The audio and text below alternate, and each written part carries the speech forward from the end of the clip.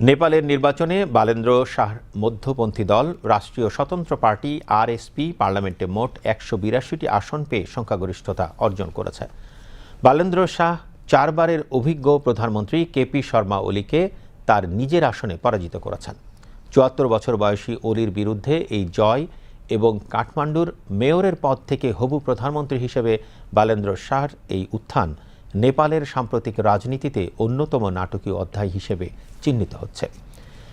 গত ৫ মার্চের নির্বাচনে ২৭৫ সদস্যের প্রতিনিধি সভা বা পার্লামেন্টের নিম্নকক্ষ নির্বাচনের জন্য ভোট গ্রহণ করা হয়।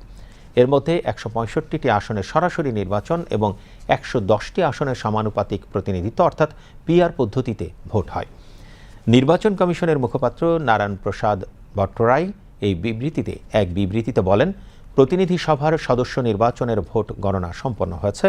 সরাসরি নির্বাচনে ১৬৫টি আসনের মধ্যে আরএসপি ১২৫টি আসনে জয়লাভ করেছে এবং সমানুপাতিক ভোটে আরও ৫৭টি আসন নিশ্চিত করেছে। এর ফলে তারা শক্তিশালী ২/৩ সংখ্যাগরিষ্ঠতা অর্জন থেকে মাত্র ২ আসন দূরে রয়েছে।